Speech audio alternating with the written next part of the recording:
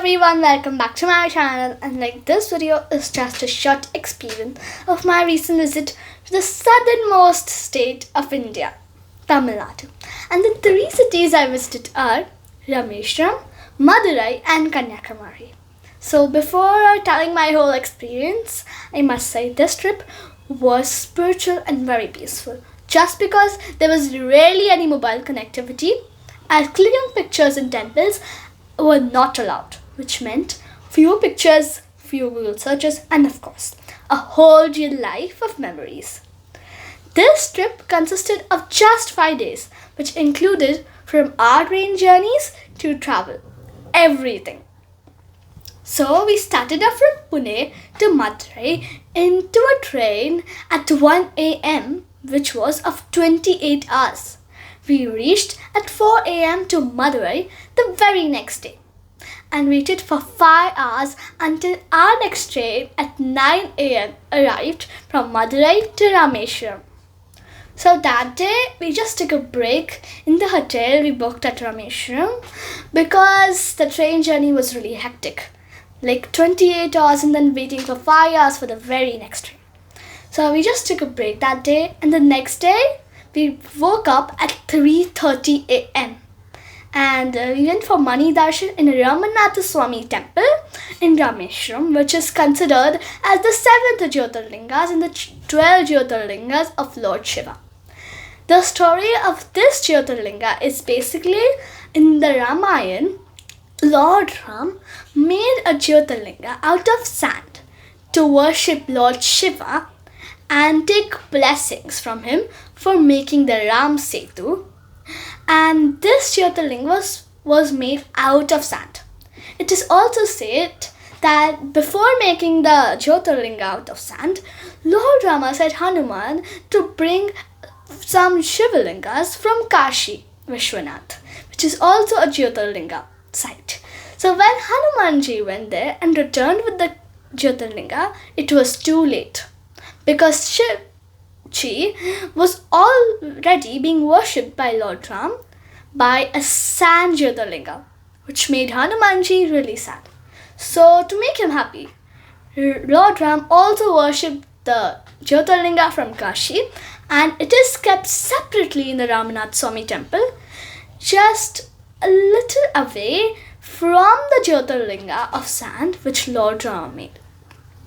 We went at 4 a.m. for Mani Darshan, which is the first aarti and the first darshan of the devotees for Lord Ram and as well as Lord Shiva, of course, because it is a Jyotirlinga.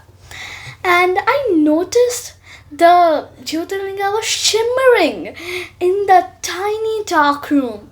And there's something I noticed in all the temples I visited in Tamil Nadu.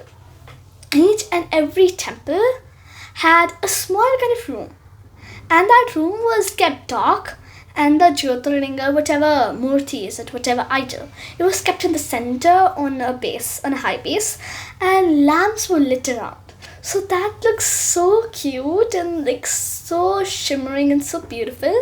As the god, it actually felt like the god is standing right in front of you and you're taking blessings from the god. Yeah, so the darshan in the Ramanath Swami temple was excellent, and after a few hours we went again to do Jala Abhisheka in the Ramanath Swami temple.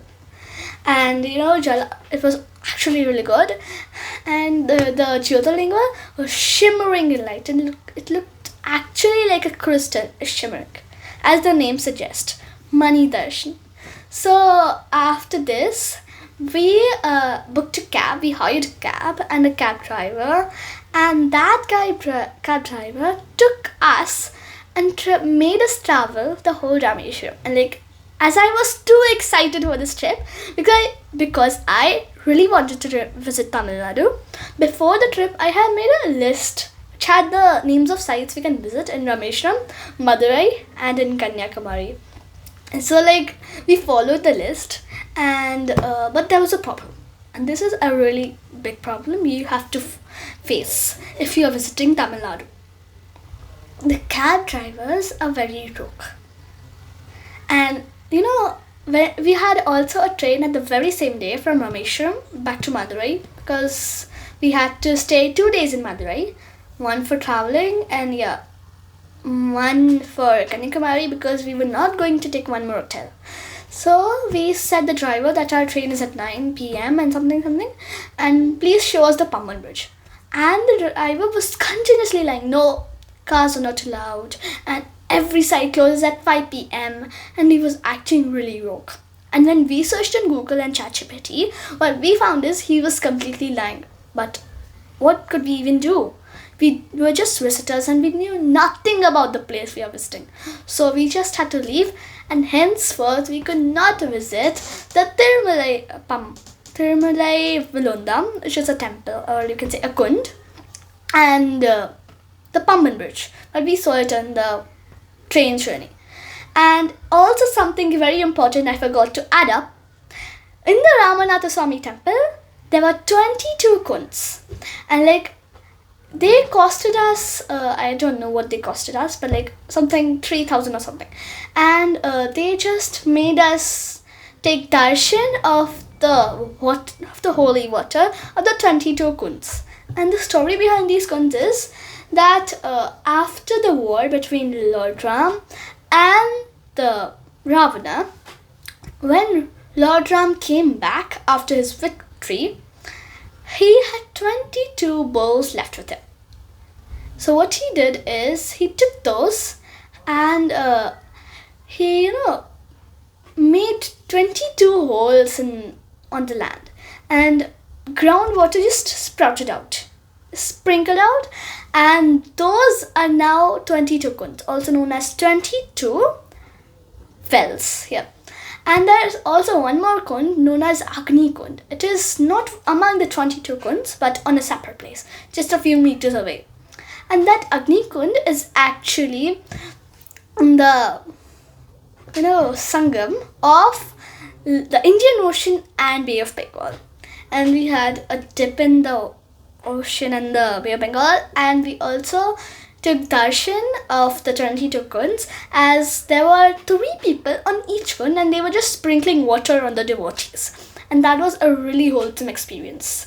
Yeah, so, and then separately there was also Lakshman Kund and Sita Kund, which we discovered during our visit, where we hired a cab, yeah. And there was also Panchmukhi Hanuman temple, and surprisingly, I must tell you, there's the floating stone of Ram Setu. If you're Hindu, you must be knowing the story. And the stones of Ram Setu are floating, yeah. They floated on the ocean or whatever it is, because Lord Hanuman wrote name of Ram on it, yeah. There's one stone still left which can still float, and the other stone of the same type cannot float anymore. So that one stone was really nice, and it was really good, and it had holes in it like a sponge, yet it floated. And that was such a good experience. That made me wonder, how does this happen? And science went wrong in this. You can always see that Hinduism fails science, and science always fails in front of Hinduism. So this was a long explanation of my experience in Rameshwaram. And then at 9 p.m. we just took a short train from Rameshwaram to Madurai. We went back, and we had also the rickshawalas. Even they are very rude, yeah. There's a really big experience of me going from Nagarkol Junction, Nagarkol town to Kanyakumari, and that is such an experience where the rickshawala was very rude. I'll show you that later, but let's go with Madurai.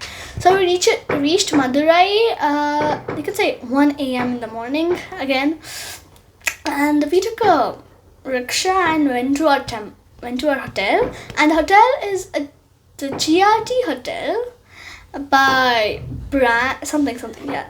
It's called the GRT hotel. It's a 4-star rated hotel. It's really good. Though it's a 4-star hotel, it was excellent. It was as if we were in a 5-star hotel. And when we went there, so it was morning, right? Early morning. So we rested, and we woke up at 7 or 8 something. Had the breakfast in the hotel because it was complimentary. And then we went to the Meenakshi Amman temple, which is coming in the top 5 temples of India. And to my surprise, when we entered in the temple is still is construction from the 16th century. Like, you can't imagine this. I'm telling you, it is in construction since the 16th century, and the temple is really gorgeous. And those details, and I've seen every temple in Tamil Nadu has this kind of, a pyramid shaped structure, and inside there are a lot of pillars with the exact same design. And also in small temples, you can say on roadside there are many small temples of Lord Ganesha in Maharashtra. The same way, there are small temples of different gods, and every temple has those demon shaped creatures which are made on the roof of the temple, which is kind of really good to see. So let's get back to Meenakshi Amman temple, and the temple looks gorgeous and has detailing of Lord Nataraja, because like dance, the Bharatanatyam dance, which is a classical dance of India, has derived from Tamil Nadu. Though it's a different district, everywhere you'll see Lord Nataraja's murti and idols. Yeah. So inside the Meenakshi Amman temple, oh my god, I must say, the way they made the devotees do darshan was excellent. Like, no, in Tamil Nadu, not in Tamil Nadu, the temple I'm saying. So, they did not let us go in Tamil Nadu, yeah, in Rameshwaram and Meenakshi Amman temple, any temple. They did not let us go in and take darshan because, of course, it's a really big temple, yeah, not a small one. So, they made us stand in line, and we just had to look at the god, take darshan and take the arti. They will apply some ashes, yeah, some sacred ashes, and get out. Yeah, so when we were in such a line to take the darshan of Meenakshi Amman Mata, the staff immediately said, when people came near to the idol, the staff immediately said, darshan le lo, in Hindi or in English, take the darshans or you won't be able to. That was really good. So we can get a sense of punctuality. Okay, here's the murti, here's the idol, let's take the darshan, yeah. The goddess was so gorgeous, I must say. She was shimmering in the diya light and the lamp, and of course there was a dark room. She looked really gorgeous and she was stunning. And let me tell you the story of Meenakshi Amman, which is an excellent story, just like the temple and the goddess. So this is actually a form of Lord Parvati, which is the wife of Lord Shiva, and it is said Meenakshi means the one who has eyes shaped like fish. Okay, and the story is Meenakshi was a girl who had 3 breasts, and it was said that if she marries Lord Shiva, her 3rd breast would disappear. Okay, so one day when she was like grown up and she was an adult, she just saw Lord Shiva and she fell in love instantly, and her 3rd breast disappeared, as it would, of course. And then she decided to marry Lord Shiva, and they married, and they had really good. They had Kartikeya, Lord Ganesha, then one more goddess, I don't know her name, yeah. And that is a really good story. And the detailing and the painting of the idols throughout the temple and the pillars and the outside, and like the architecture is excellent. And now I get why India is known for its excellent architecture in temples. Whether it's Konark temple or Meenakshi Amman temple or even a little small temple in a small village. So we had Lord Meenakshi's darshan, and then we went to take darshan of Swami, which is Lord Shiva. And Lord Shiva is known as Sundareshwar in the story, and it is known as after marrying, like Meenakshi was a princess, of course. So after marrying, Meenakshi started ruling the kingdom she belonged to, and Lord Shiva or Sundareshwar became her consort. Yeah. So we also took darshan of Lord Sundareshwar, which is known as Swami there, and then it was a beautiful darshan. And next to Lord Shiva's Sundaresha's murti. Like it was a murti or a Jyotirlinga. It was not that clear because of the darkness. Yeah. So many people say that because of the darkness they can't see properly, and like this happened with us too while taking darshan of Lord Sundaresha. We could not even understand if it's a linga or if it's a murti, but yeah, it looked great. It also had a Sheshna behind it, so I more of think it was a murti. And next to Lord Shiva's idol or a linga, whatever it was, there was Lord Nataraja's big idol. And the interesting fact is, like in the Nataraja Murti, the idol, if you've seen that, he has picked one leg, yeah, and one of his leg is on the head of a demon, yeah. But in this idol, he had picked the opposite leg. The leg which had to be supposed to be on the demon's face was picked up, and the one which had to be picked up was on the demon's face. Like it's opposite. The way it should have been, it was opposite to it. So we took the darshan, then they put some sacred ash on our forehead and on our neck. Yeah, and after that we just visited the way we visited Rameshwaram, we visited Madurai as well. Like we went for darshan at 4 p.m. Yeah, at 4 p.m. And we came out at 7. Surprisingly, the line was short, but we came out at 7 p.m. And also to tell you, the prasad was really tasty. It was like a laddu, and the laddu was really good. Also, there was a snack which looks like a jalebi. It was shaped like a jalebi, but it was a snack. It was crispy and it was really good. Trust me, if you come in Meenakshi Amman temple, you can take a lot. Just grab everything you see and buy. And trust me, if you don't, you will miss them. Because the prasad was really tasty and scrumptious. So then after that, we just traveled the city. Not traveled a lot because we came out late. And there, actually, the sites closed at 7. So my mother just bought us some saris because silk saris in Madurai are really popular and famous. And I bought a small notebook which is made out of Singari silk. It's a very very popular fabric in Madurai. And also to add up, I forgot about telling you about the souvenirs I bought and the mementos. Yeah, the Rameshwaram at Ramar Padam Lake, where footprints of Lord Rama is captured, and it is still present. So you can just worship that, yeah, and take darshan. So there, I just bought a bucket hat, which is really cute. Yeah, and in Madurai, I of course bought a small notebook, and the paper, it is really good, unlike the paper we use nowadays. And its cover was made out of Singari silk, which is a popular fabric in Madurai. So the next day, we just woke up.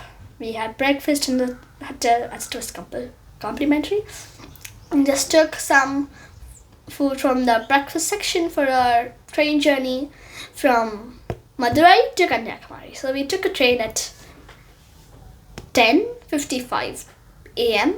and then we went to Kanyakumari, and we just hired a cab. And now we did not go from Madurai to Kanyakumari. We went Madurai to Nagarcoil town because Kanyakumari station is not popular. There was no train. So from Nagarcoil town, we had to hire a cab or just take a rickshaw to go to Kanyakumari, because there was one such all the sites were at one place here. So you could just walk and visit all the sites. So you had to take a rickshaw or a cab. But here's the main part. At Nagarcoil town, there was a rickshawala. He knew Hindi very well. And we said that, we have to go to Kanyakumari. And he said, okay, मैं आपको ना 700 में लेके जाता हूँ. वहाँ, if you take any other cab, they will cost you 650 or 750, 800. And we looked at Google. Yeah, he was right. But my father wanted that if we could just hire a cab, we can just go and the same cab will bring us back because it is safe, right? Or else you're carrying all your bags and you're traveling. It's so weird. My father said no. And that person is so rogue. He was so rogue. And here a funny moment happened. We were waiting for a cab or we were waiting for a rickshaw. We were just booking a Rapido or Ola. And there was a house, and there was a little puppy. And my brother is like making sounds of a cat. And the little dog and little puppy just replied with by making his sound back. So my brother made sound of a cat and the puppy yeah, literally barked. He barked and it was so cute. And then the rickshawala, while we were waiting for a cab to come, and the rickshawala was continuously riding and making circles and looking at us and saying, "Sir ji, आई क्या cab? मिली क्या cab? मिली rickshaw? मैं ले जाऊँ?" Till we did not find a cab, he was doing the content. It is so rogue, right? It is really bad. You should not do that. And this is one of the problems. And second problem in Tamil Nadu is many people don't know Hindi and English because their culture is so strong. Everyone talks in Tamil fluently, and even on boards it's written in Tamil. Only there will be barely any boards you'll see which have English on it or Hindi on it written below. But Tamil is compulsory. Everywhere it's written in Tamil and everyone speaks Tamil. So it's really hard. Only a few know how to speak English or Hindi, yeah. And those two are rogue. So this was a really good journey, and we went to Kanyakumari. From a cab, we finally got a cab, and which took us to Kanyakumari and made us return. So in Kanyakumari, let me tell you, it's a really beautiful journey. There was a temple which was Bhagavati Kanyakumari temple, and the city is named after that goddess. We went in, and there was darshan one by one. Each person got a darshan. And the goddess looked so gorgeous, I must say. She was like a standing idol, and she was covered in haldi. I've seen many gods in South India. They are covered with haldi, or they are yellow in color, and that looked so cute, so gorgeous. It was really good. And then we went to take tickets for boating to go from Kanyakumari's small point to Vivekananda Rock Memorial. Because there's a rock, if you have read the biography of Vivekananda, Swami Vivekananda, you might be knowing, or I'll tell you. Vivekananda meditated on a rock which was on the Sangam, which is known as Triveni Sangam, of the Indian Ocean, Bay of Bengal and Arabian Sea. And he meditated on a rock in Kanyakumari, and the rock is still there, and there's a rock memorial, Vivekananda Memorial, made on that, which is known as Vivekananda Rock Memorial. So we have to take a boat and go there, and while taking a boat you'll see a Tiruvaliyar statue, and it is the statue of a very popular Tamil poet. But sadly, we did not know the timings, and the boating tickets were not the boating ticket procedure closed after 4 p.m. and we reached there at 5 p.m. We took darshan and it was 6 p.m. almost. Yeah, it was 5:30 or something. And I really wanted to visit that place, and when I saw the boating day was over, I was wailing and I was weeping in front of everyone, and my grandparents just trying to stop me. So then I was just crying and we just took pictures. The scenery was really serene and majestic, I must tell you. It was a grand scenery. You must see that. And then we went to Triveni Sangam, and it was really dangerous. We saw fishermen. They were fishing, and Triveni Sangam was really good. And the same place there was Sunset Point, where you can see the sunset very beautifully. But why do we need a sunset? Because every small point in every city in India, there's a sunset point and there's a sunrise point. So we still went to the sunset point, we clicked some pictures, and then we came back. We had some evening snacks on a small thela, and then we went back to Nagarkol Junction, and we took a train, went back to Madurai, rested, and the very next day we packed our stuff, had breakfast in the hotel, of Madurai, and then we went back to Pune in a 28-hour train. And this was my journey from Pune to Tamil Nadu, visiting Rameshwaram, Madurai, and Kanyakumari. And it was a really good journey, I must say. And if you are visiting Tamil Nadu anytime, listen, these are 2 tips you must get from my visit and my experience, which is rickshawalas and cab drivers are very rogue, so be patient with them.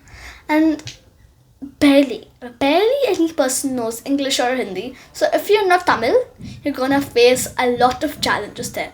Yeah. So just try speaking in English and Hindi and find good people who know English or Hindi. Because 99% of Tamilians do not know how to say English or Hindi, and they say pure Tamil. And 90% of posters you'll see, only Tamil it is written, only Tamil. And barely any posters or barely any boards have English or Hindi written, but Tamil is compulsory. So this is my short experience of half an hour.